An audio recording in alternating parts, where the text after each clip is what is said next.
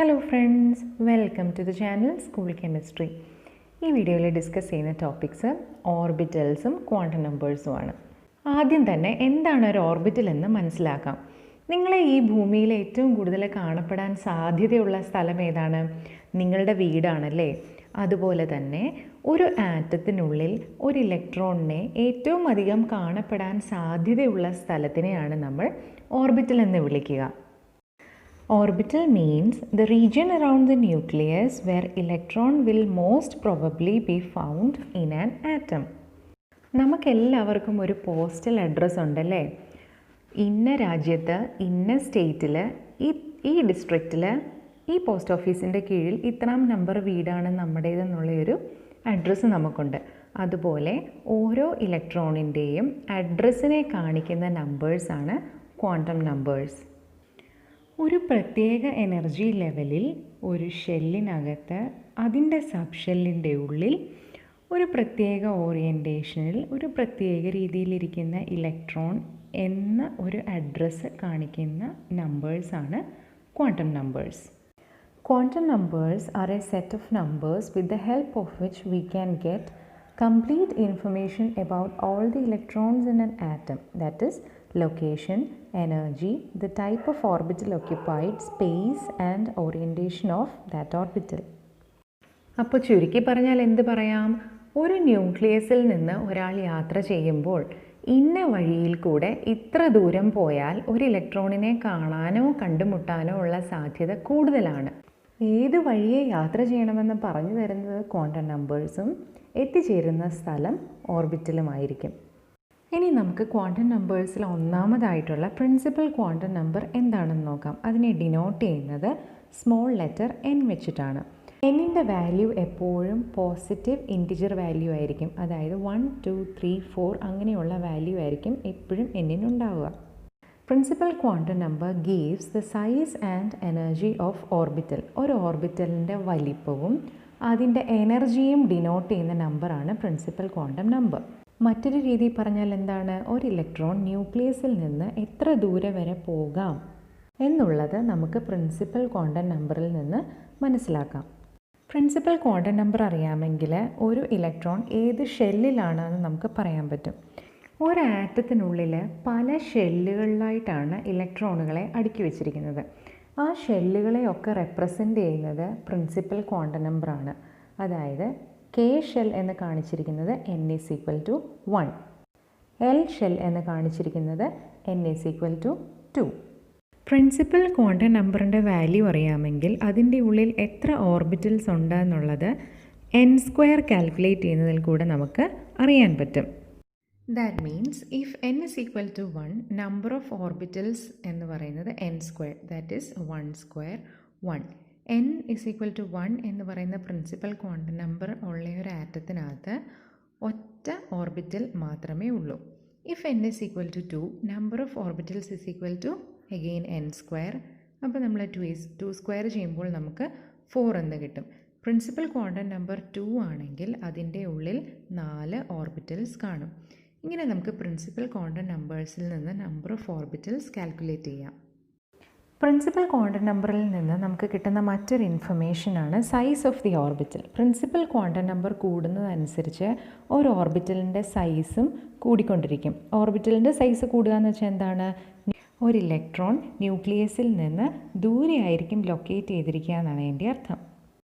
ഇനി നമുക്ക് second quantum number ആയിട്ടുള്ള അസിമുത്തൽ ക്വാണ്ടം നമ്പർ എന്താണെന്ന് നോക്കാം. അത് ഡിനോട്ട് ചെയ്തിരിക്കുന്നത് സ്മോൾ ലെറ്റർ എൽ വെച്ചാണ്.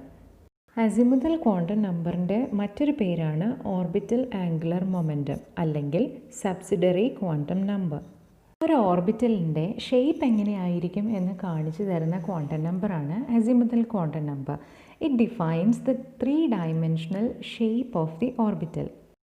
ഒരു ആറ്റത്തിൽ കാണാൻ സാധ്യതയുള്ള പല ഷേപ്പിലുള്ള ഓർബിറ്റലുകളാണ് ഈ കാണിച്ചിരിക്കുന്നത്. അതായത് ന്യൂക്ലിയസിൻ്റെ ചുറ്റും ഒരു ഇലക്ട്രോണിനെ കാണാൻ സാധ്യതയുള്ളത് ഈ ഏരിയയ്ക്കുള്ളിലായിരിക്കും. ഒരു പർട്ടിക്കുലർ n വാല്യൂവിന് അസൈൻ ചെയ്യാവുന്ന എൽ വാല്യൂസ് എന്ന് പറയുന്നത് 0 to n-1 ആണ്. സപ്പോസ് നമുക്കൊരു പ്രിൻസിപ്പൽ ക്വാണ്ടം നമ്പർ n=2 ഉണ്ടെന്ന് വിചാരിക്കാം. അങ്ങനെയാണെങ്കിൽ ഈ പ്രിൻസിപ്പൽ ക്വാണ്ടം നമ്പറിന് പോസിബിൾ ആയിട്ടുള്ള എൽ വാല്യൂസ് എന്ന് പറയുന്നത് 0 to 2 - 1 n-1 എന്നല്ലേ, അപ്പോൾ 2 - 1 അതായത് 0 to 1 എന്ന് വെച്ചാൽ ഏതൊക്കെ നമ്പേഴ്സാണ് 0യും 1.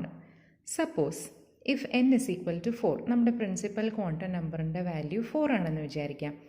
അങ്ങനെയാണെങ്കിൽ പോസിബിൾ ആയിട്ടുള്ള എൽ വാല്യൂസ് 0 to 4 - 1 ആയിരിക്കും, അതായത് 0 to 3 എന്ന് വെച്ചാൽ ഏതൊക്കെ നമ്പേഴ്സാണ് 0, 1, 2, 3.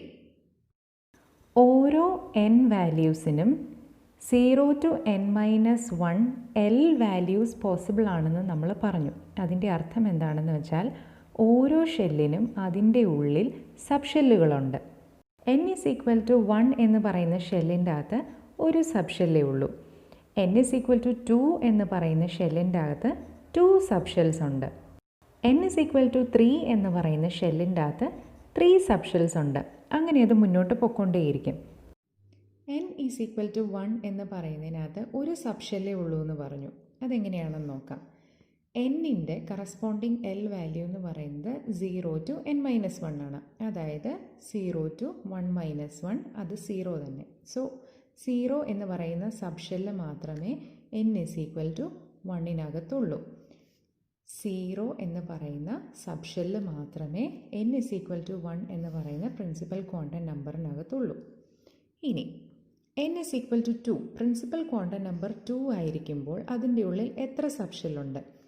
0 to n-1 സബ് ഷെല്ലുണ്ട്, അതായത് 0 to 1 സബ് ഷെല്ലുണ്ട്. 0 to 1ൽ എത്ര നമ്പേഴ്സ് ഉണ്ട്? 0 and 1. അപ്പം 2 സബ് ഷെൽസ് ആണുള്ളത്. l is equal to 0 എന്ന് പറയുന്ന sub ഷെല്ലും l is equal to 1 എന്ന് പറയുന്ന സബ് ഷെല്ലുമാണ് ഉള്ളത്. അടുത്തത് n is equal to 3 എന്ന് പറയുമ്പോൾ അതിനകത്ത് 3 സബ് ഷെൽസ് ഉണ്ടെന്ന് നമ്മൾ പറഞ്ഞു. അതെങ്ങനെയൊക്കെയാണ്? 0 to n-1, അതായത് 0 to 3 - 1. 3 - 1 is 2. അപ്പം ഏതൊക്കെയാണ്? 0, 1, 2. l is equal to 0 എന്ന് പറയുന്ന sub shell, l is equal to 1 എന്ന് പറയുന്ന sub shell, l is equal to 2 എന്ന് പറയുന്ന സബ് ഷെല്ല്. അപ്പം n is equal to 3 എന്ന് പറയുന്നതിനകത്തെ 3 സബ് ഷെൽസ് ഇത് 3 എണ്ണമാണ്. പ്രിൻസിപ്പൽ ക്വാണ്ടം നമ്പറിലെ ഓരോ ഷെല്ലുകൾക്കും നമ്മളൊരു പേര് വിളിച്ചിരുന്നു അല്ലേ? n is equal to 1 എന്നുള്ളതിനെ k എന്നും, n is equal to 2 എന്നുള്ളതിനെ l എന്നും, n is equal to 3 എന്നുള്ളതിനെ ക്യാപിറ്റൽ M എന്നും നമ്മൾ വിളിച്ചുപോയി. അതുപോലെ ഓരോ സബ് ഷെൽസിനും പേരുണ്ട്. l is equal to 0 എസും, l is equal to 1 പിയും, l is equal to 2 ഡിയും, l is equal to 3 എഫും അങ്ങനെ കണ്ടിന്യൂ ചെയ്ത് പോകുന്നു. എന്നിൻ്റെ ഷെൽസ് എല്ലാം ക്യാപിറ്റൽ ലെറ്റേഴ്സിലും എല്ലിൻ്റേതെല്ലാം സ്മോൾ ലെറ്റേഴ്സിലുമാണ് സാധാരണയായിട്ട് റെപ്രസെൻറ്റ് ചെയ്യുക. ഇപ്പം നമ്മൾ പ്രിൻസിപ്പൽ ക്വാണ്ടം നമ്പർ എന്താണെന്നും അസിമുത്തൽ ക്വാണ്ടം നമ്പർ എന്താണെന്നും കണ്ടു. പ്രിൻസിപ്പൽ ക്വാണ്ടം നമ്പർ അതായത് ഷെൽസ് അറിയാമെങ്കിൽ അതിൻ്റെ ഉള്ളിൽ എത്ര സബ് ഷെൽസ് ഉണ്ടെന്നും കണ്ടുപിടിക്കാൻ പറ്റും. ഇനി ഇതിനെയൊക്കെ എങ്ങനെയാണ് പേര് വിളിക്കുന്നതെന്ന് നോക്കാം. n is equal to 1 എന്ന് പറയുന്ന ഷെല്ലിൻ്റെ അകത്ത് ഒറ്റ സബ് ഷെല്ലേ ഉള്ളൂ. l is equal to 0 എന്ന് പറയുന്ന sub shell. l is equal to 0യെ എന്ത് പേര് വിളിക്കുമെന്നാണ് പറഞ്ഞത്? s എന്ന് വിളിക്കുമെന്ന് പറഞ്ഞു. അപ്പോൾ ആ സബ് ഷെല്ലിൻ്റെ നൊട്ടേഷൻ എന്ന് പറയുന്നത് 1s എന്നാണ്. അടുത്ത പ്രിൻസിപ്പൽ ക്വാണ്ടം നമ്പർ നോക്കാം, 2. അതിന് 2 സബ് ഷെൽസ് പോസിബിളാണ്. l is equal to 0യും l is equal to 1ഉം.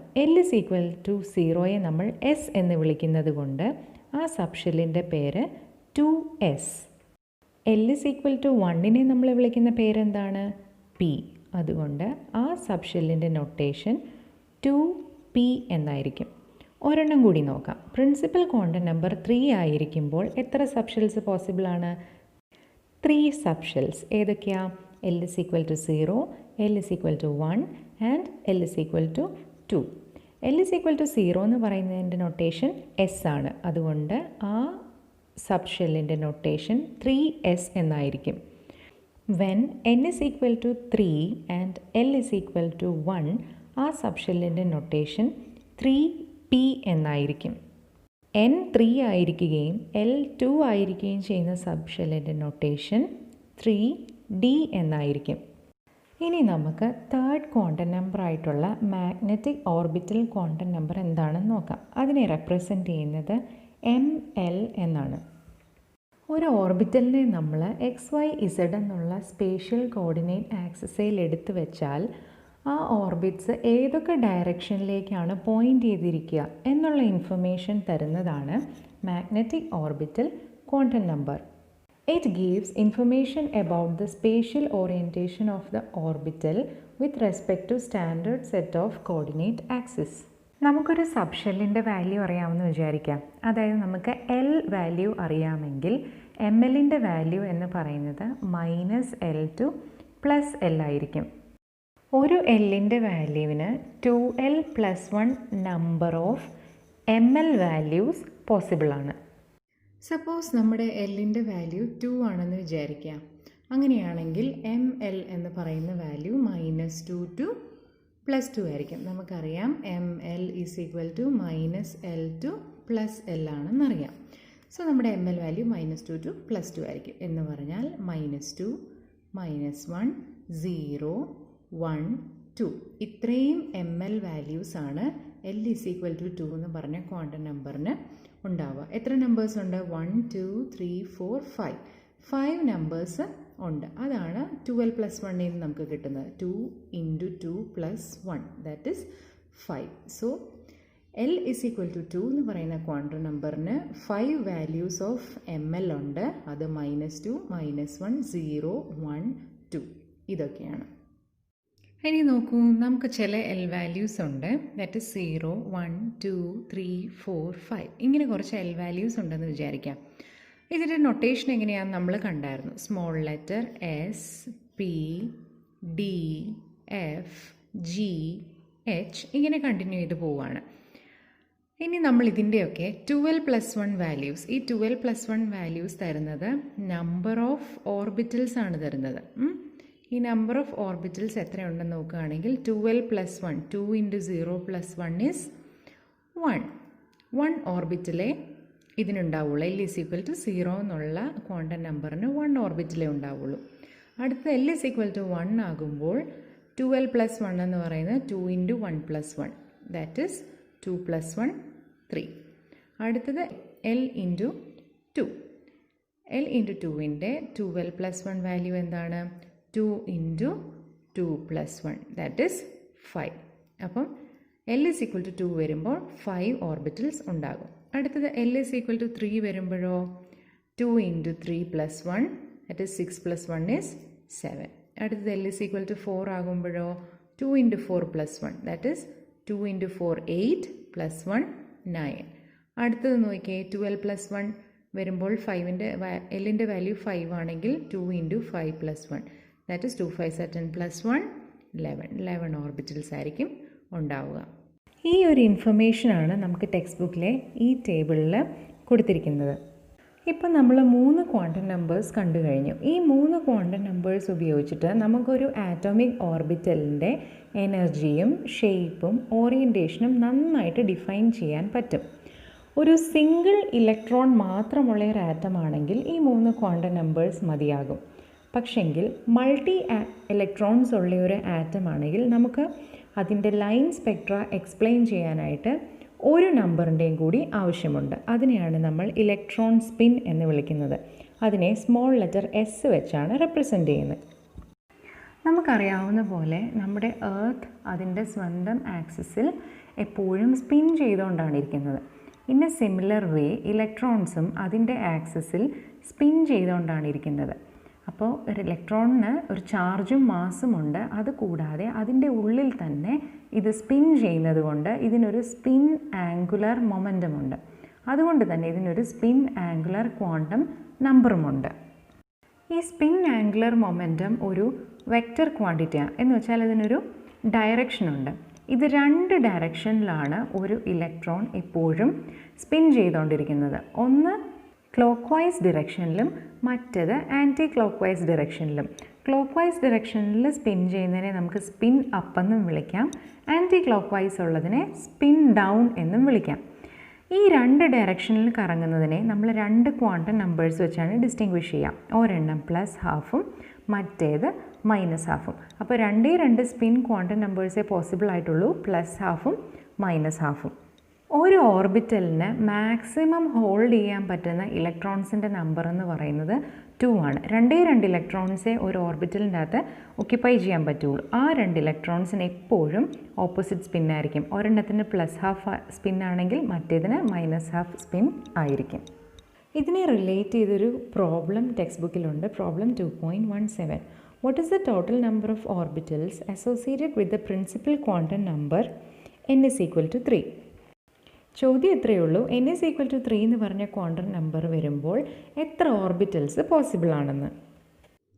നമ്മുടെ ഇവിടെ പ്രിൻസിപ്പൽ ക്വാണ്ടം നമ്പർ എന്ന് പറയുന്നത് n is equal to 3 ആണ്. നമ്മൾ പ്രിൻസിപ്പൽ ക്വാണ്ടം നമ്പറിനെ പറ്റി പഠിച്ചപ്പോൾ തന്നെ കണ്ടായിരുന്നു, number of allowed orbitals for a particular principal quantum number എന്ന് പറയുന്നത് n² ആണെന്ന് കണ്ടായിരുന്നു. So here n is equal to 3, 3² is equal to 9. So നമ്മുടെ ക്വസ്റ്റ്യൻ്റെ ആൻസറായി. എത്ര പോസിബിൾ ഓർബിറ്റൽസ് ഉണ്ട്? 9 പോസിബിൾ ഓർബിറ്റൽസ് ഉണ്ട്. അതേതൊക്കെയാണെന്ന് നോക്കാം. n is equal to 3 ആയിരിക്കുമ്പം എല്ലിന് പോസിബിൾ ആയിട്ടുള്ള വാല്യൂസ് എന്തൊക്കെയാണ്? 0 to n-1, അതായത് 0 to 3-1. 3-1 is 2. അപ്പം 0, 1, 2 ഇങ്ങനെ 3 L വാല്യൂസ് പോസിബിൾ ആണ് when n is equal to 3. ഇനി നമുക്ക് ഈ ഓരോ വാല്യൂസ് ആയിട്ട് എടുത്തിട്ട് അതിൻ്റെ ml വാല്യൂസ് കണ്ടുപിടിക്കാം. So when L is equal to 0, എല്ലിൻ്റെ വാല്യൂ 0 ആയിരിക്കുമ്പോൾ ml വാല്യൂസ് എന്തൊക്കെയാണ്? ml എന്ന് പറയുന്നത് -L to L ആണ്. L 0 ആയതുകൊണ്ട് ജസ്റ്റ് ഒരെണ്ണമേ ഉള്ളൂ, 0 മാത്രമേ ഉള്ളൂ. അപ്പോൾ എത്ര ഓർബിറ്റലായി? ഒരു ഓർബിറ്റൽ ഇവിടെ നിന്നായി. ഇനി എഗെയിൻ L വാല്യൂ 1 ആകുമ്പോൾ mlൻ്റെ വാല്യൂ -L to L എന്ന് പറയുന്നത് -1 to 1 ആയിരിക്കും. -1, 0, 1. എത്ര ഓർബിറ്റലായി? 3 എണ്ണമുണ്ട്. ഇനി അടുത്തത് when L is equal to 2, എല്ലിൻ്റെ വാല്യൂ 2 ആയിരിക്കുമ്പോൾ ml വാല്യൂസ് എങ്ങനെയായിരിക്കും? -2 to +2 ആയിരിക്കും. അതായത് -2, -1, 0, 1, 2. എത്ര ഓർബിറ്റൽസ് ഉണ്ട്? 5 ഓർബിറ്റൽസ് ഉണ്ട്. അപ്പോൾ നമുക്ക് 1 + 3 + 5 which is equal to 9 orbitals. ടോപ്പിക്കിനെ ബേസ് ചെയ്ത് എന്തെങ്കിലും ഡൗട്ട് ഉണ്ടെങ്കിൽ കമൻറ്റ് സെക്ഷനിൽ ചോദിച്ചാൽ മതി. എന്തെങ്കിലും ക്വസ്റ്റ്യൻസ് ടെക്സ്റ്റ് ബുക്കിലെയോ അല്ലെങ്കിൽ ഔട്ട്സൈഡിലെയോ സോൾവ് ചെയ്യണമെന്നുണ്ടെങ്കിൽ you can ask it in the comment section. I will try to solve it for you. That's all in this video. If you like this video, please share it with your friends. If you have not yet subscribed, please consider subscribing. Thank you for watching. Stay tuned for the next video. Keep learning. Bye bye.